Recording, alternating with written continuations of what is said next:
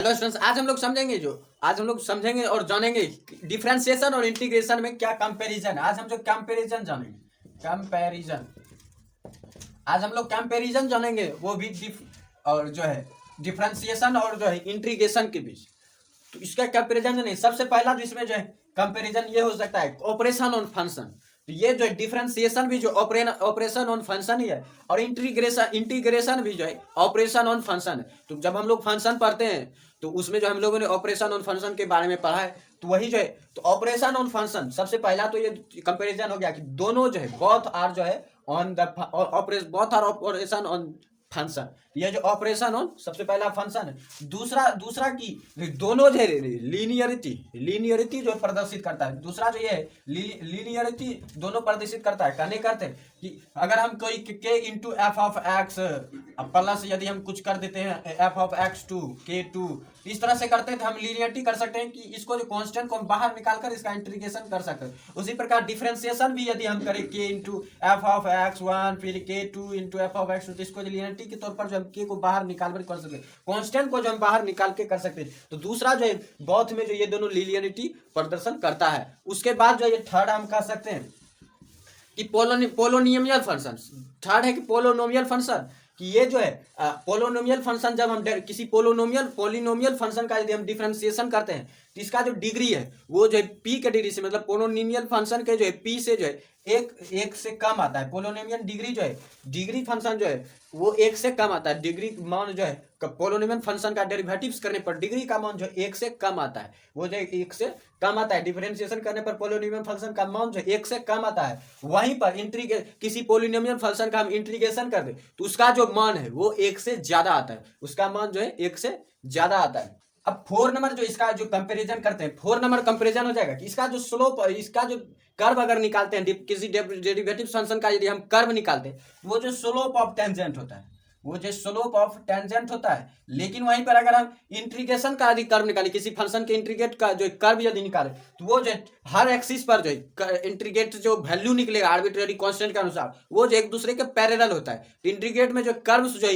Axis के another जो है वो जो है पैरेलल होता है। तो ये स्लोप होता है टेंजेंट, स्लोप ऑफ टेंजेंट, और ये पैरेलल एट जो है एक्सिस, पैरेलल एट एक्सिस। ये पैरेलल होता है लेकिन ये ढाल होता है, ये ढाल होता है, और ये इंटीग्रेट जो कर्व में एक दूसरे के समांतर रहता है। मान लीजिए कि ये पॉइंट पर एक कर्व निकला इंटीग्रेट फंक्शन का, फिर यदि f2 का यदि फंक्शन करें तो ये जो इसी के समांतर इस तरह से निकलेगा, समांतर। फिर अगर f3 का करें तो इस प्रकार से ये समांतर चला जाएगा, लेकिन ये जो ढाल निकलेगा एक जो सीधा निकलेगा, ये इस तरह से निकलेगा एक ढाल, ये आ जाता है। और 4 नंबर में 5 नंबर अगर आप इसका कंपेरिजन करें तो 5 नंबर की हम ये कह सकते हैं कि इसमें जो है 5 नंबर में कि इसका जो हम किसी पॉइंट पर जो है वैल्यू कह सकते हैं, हम बोल सकते हैं वी कैन स्पीक जो है एट डेरिवेटिव्स एट ए पॉइंट। हमेशा कह सकते हैं किसी भी फंक्शन के लिए डेरिवेटिव्स एट ए पॉइंट, लेकिन हम ये नहीं कह सकते इंटीग्रेट एट द पॉइंट। ये इंटीग्रेट एट द पॉइंट नहीं कर सकते, क्योंकि जब हम पॉइंट डिफरेंशिएशन जो किसी इंटीग्रेशन का करते हैं, किसी फंक्शन का करते हैं, और लेकिन जो है वो यूनिक होता है।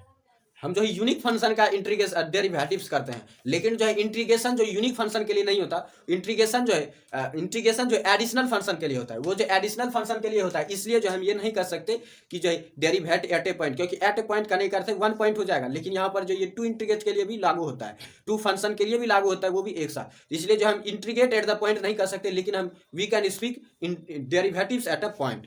अब हम समझेंगे 6 नंबर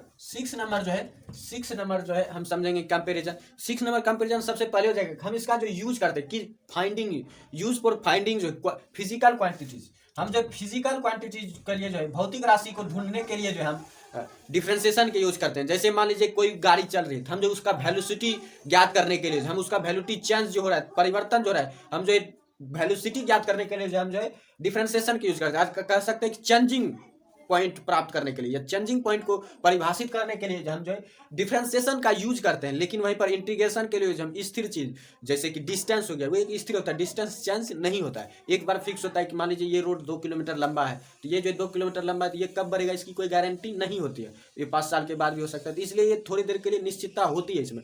लेकिन यदि हम वेग की बात करें, चाल की बात करें, तो वो क्षण बदलता रहता है। तो तात्क्षणिक जो परिवर्तन होता है उसको परिभाषित करने के लिए हम जो डिफरेंशिएशन का यूज करते हैं। लेकिन जो स्थिर परिवर्तन होता है कि कुछ देर तक वो रहता है स्थिर, जैसे दूरी हो गया, ये कभी कभी बदलते हैं, साल में एक बार, ये बदलते ही नहीं है।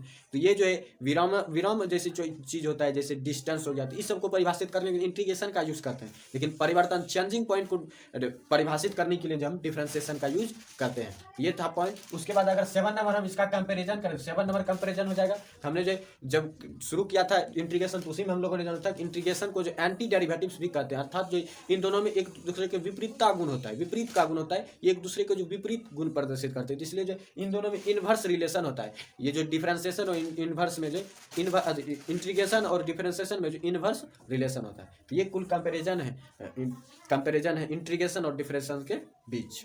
तो ये वीडियो यदि आपको पसंद आया तो आप इस वीडियो को लाइक कर सकते हैं, अपने चैनल को सब्सक्राइब कर सकते हैं और बेल आइकन को जरूर दबा दें, ताकि आप मेरी वीडियो जो है आपको इसी तरह मिलती रहे, आप जो है मैथ एक अच्छी तरह से समझ पाएं।